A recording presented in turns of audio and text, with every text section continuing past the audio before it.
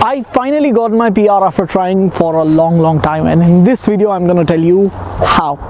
Hello everyone, I'm Wahelan and I make informative videos and vlogs. If you have watched my previous videos, you might have some idea about me and this channel, but for people watching my video for the first time, let me give you a quick background story. How I explored my PR options and the risk I took to get it. I maintained my silence until I booked my flight, and that worked beautifully for me.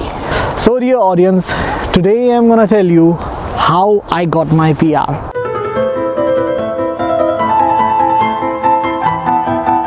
It was mid 2017 and I was living in Australia at the time, and it was this time I was exploring my PR options and was meeting a lot of Mara agents.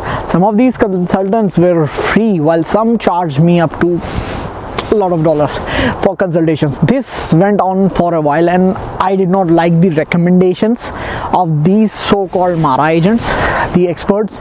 Most of these guys offered me solutions which they made it look like they are trying to help me, but I could see their own agenda in that, and after sensing that, I thought that was not in my best interest. All I wanted was to get PR in next 2 or 3 years and get out of this visa rat race. Then in May 2017, something happened. Lowest CRS score draw in express entry ever. Draw was at 413 and my score at the time was more than that, but I was not in the pool. So then I made my mind and I thought, let's try this as well parallelly. So I got my documents assessed by Wes as soon as possible, but next step was IELTS. So yeah, like everyone else, I delayed it. I kept postponing it. I was really busy during those days, working long hours and did not have enough time to prepare, and many other excuses I gave to myself to procrastinate for months. Then sometime in early 2018, I just booked the IELTS after 7 weeks and forced myself to prepare for the test or lose the money.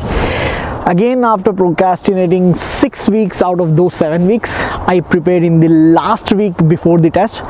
Then 2 weeks later, there was my IELTS 8777, CLB 9. Actually, it was more than 8777. So I got extra points for that. I got in the pool and received ONIP nomination in just 7 days. This was Feb 2018, I believe. End of the story? No. My so-called RCIC affiliated consultant told me I had 6 months to submit my file, but in reality it was just 2 months. So this time I actually missed it. I thought I'll get another time, but I never got another ONIP nomination and kept waiting for my ITA for next 3 years. That was painful. Finally, in September 2020, I got my ITA. November 2020, submitted my file and got AOR. January, medicals approved and biometric request.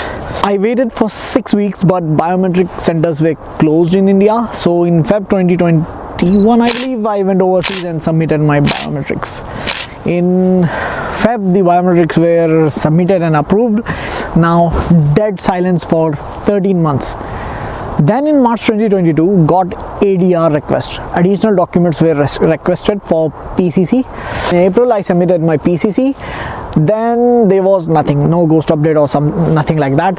One day I had to attend a family event. I came late from the office, got ready in like 5-10 minutes and checked my phone to call someone. Then I saw an email from IRCC that said we sent a message in your account and logging to your account to check. I was like, again ADR, why these guys need multiple ADRs? And I had that in mind. Then I opened my laptop, logged into GCKey, downloaded the request letter PDF. I was reading this letter and trying to find what documents are requested now, and then I realized it's not ADR, it's actually a passport request. It's PPR. After 18 months of lodging application, finally it was PPR in May 2020. Then in same month I submitted documents for COPR stamping, and I got that within 2 weeks. So that was really fast considering at that time. My original estimation was I might have to stay in India for 6 to 12 months after returning from Australia max. Then COVID added 2.5 years extra in this process. It took me 5 years from start to finish. I know people who found out about Express Entry in 2021 and they had their PR within 1 year, and I also know people who started before me and are still waiting for their ITA. In life, there are things which are beyond our control, and things will happen when they are meant to happen.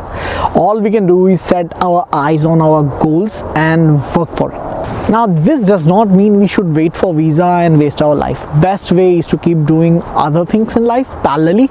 After returning from Australia, I had some things going on parallelly, and in worst case scenario, even if I did not get Canadian PR, I would have done just fine. During lockdown, it was really boring, so I thought maybe I'll just upgrade my qualification. So I studied for a few days and gave entrance exam for MBA and law. Cracked them both in one go, got seats in top colleges in my city. I ignored MBA and went for LLB, which, while waiting for visa, almost finished it. In few months, I'll be a lawyer by qualification, but to be a registered lawyer, to practice, it will take few more months or maybe a year or two. I spent 5 years behind this process. Was it worth it? I think so. Do I regret anything? Yes. The only thing I hate right now is the travel time to India from Canada. Everything else is just fine for me for now. In the upcoming videos, I will discuss more about how to explore your PR options and maybe more. That's all for this video, guys. Let me know what you think about it in the comment section below. Subscribe to my YouTube channel Wahelan, and you can also join my Telegram channel from the link in the description. I'll post updates in that Telegram group as soon as possible. And that's all for today. See you next time.